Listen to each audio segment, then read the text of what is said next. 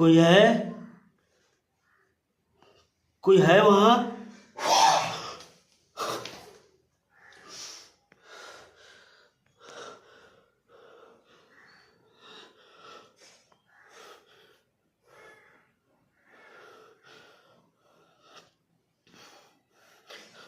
अच्छे अच्छे से बांधो उसका हाथ पीछे करके बांधो, पीछे से दोनों हाथ बांधो। रुक जाओ। मुझे पहले से ही तुम दोनों पे शक था, वही हुआ। साहब नहीं नहीं, ऐसी ऐसी कोई बात नहीं साहब। वो हम, आप जैसा समझ रहे हैं वैसा कुछ भी नहीं है। रजत के ऊपर कुछ भूत पिशाच का साया है, हम उसी को उतारने की कोशिश कर रहे हैं और कुछ नहीं। अपने बच्चे को मार कर? नहीं नहीं साहब, मैं अपने बच्चे को क्यों मारूंगा? जाओ चाचा, ये किसी और से सुनाना है। ये किस्से जो आप सुना रहे हो ना, तो किसी दूसरे को सुनाना। अरे नहीं नहीं साहब, आप बात नहीं समझ रहे हैं। आप, मैं कैसे समझूं?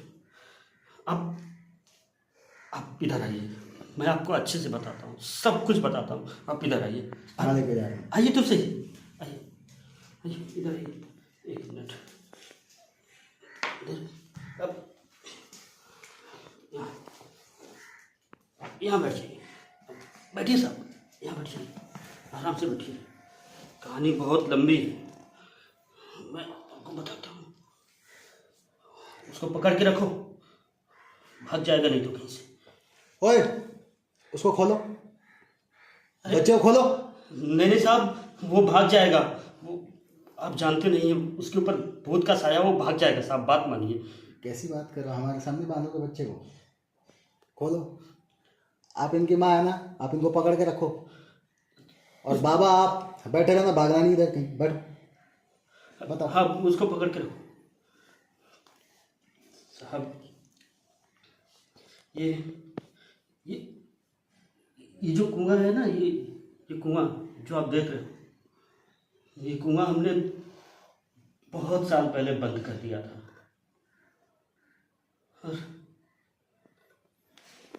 ये उस समय की बात है जब मैं बहुत छोटा था, बहुत साल पहले। ये रजत की उम्र का रहा होगा मैं। उस समय मेरे घर पे एक दावत थी, महफिल लगी हुई थी, बहुत बड़ी महफिल। पूरे गांव के लोग आए थे दावत खाने के लिए। अच्छा अच्छा पकवान बना था, स्वादिष्ट गोश्त बने थे। गांव वाले अच्छे से खा रहे थे, मजे के साथ। तभी मैंने देखा कि उधर बाहर, गेट के बाहर, भीमा और उसकी बच्ची दोनों खड़े होकर देख रहे थे।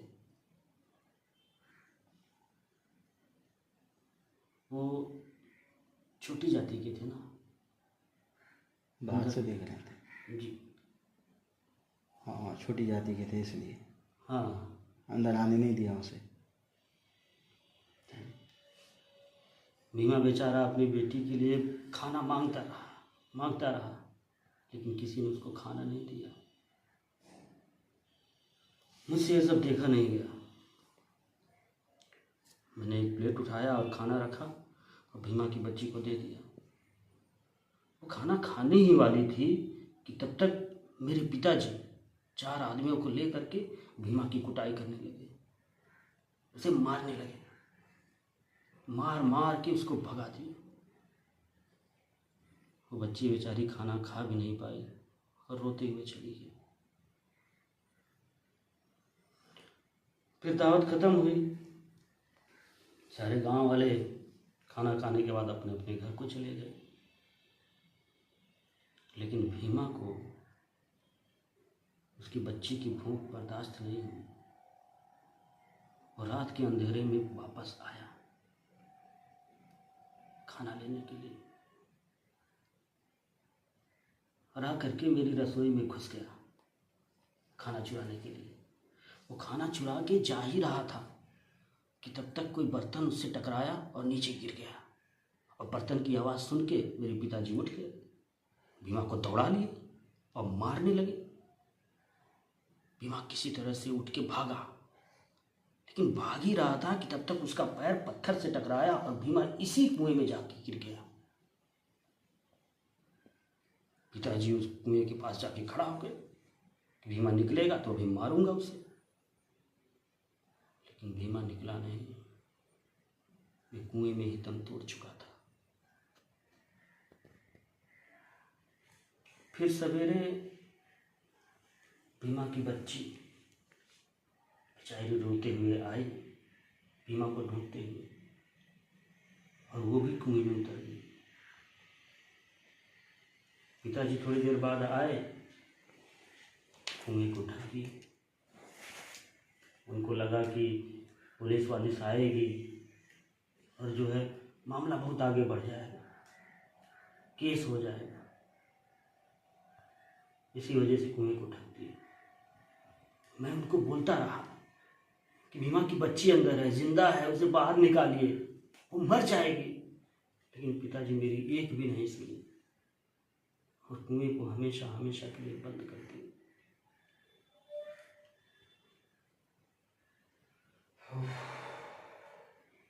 उस दिन अगर भीमा को खाना दे देते तो ये नौबत नहीं आती, लेकिन ये घटनाएं तो अभी शुरू हुई ना। हाँ, फिर कुछ दिन बाद गांव में अजीब अजीब तरह की घटनाएं होने लगी। बकरियां गायब होने लगी, मुर्गे गायब होने लगे। गांव के लोग इतना डर गए थे कि वो रात में घर से बाहर निकलना ही बंद कर दिए।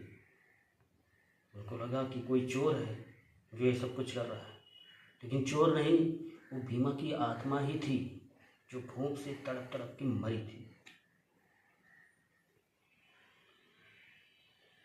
फिर अभी कुछ दिन पहले किसी ने इसका ताला तोड़ दिया। कौन सा ताला? ये कुएं का ताला।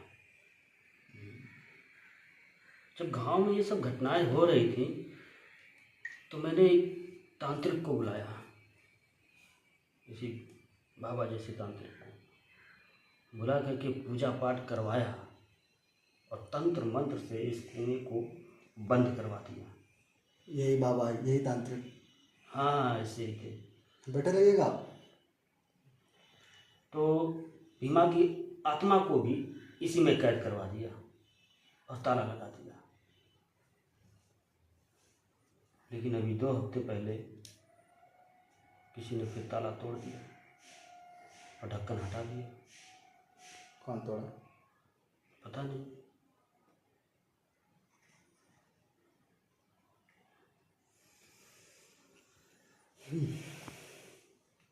मुझे अपनी फिक्र नहीं है, अपनी चिंता नहीं है। मुझे चिंता है अपने बेटे की, अपने रजत की चिंता है मुझे। वो कभी भी कुछ भी करने लगता है, किसी से बातें करने लगता है,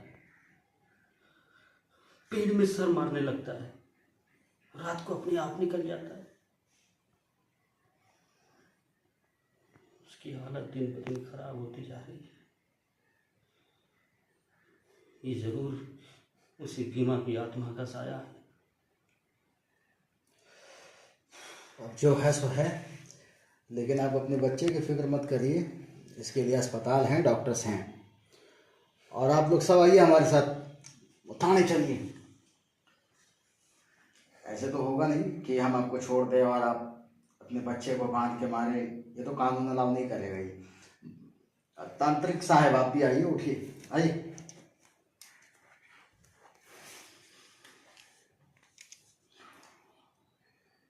चलिए चलिए उठिए, इमोशनल होने का टाइम नहीं। आइए।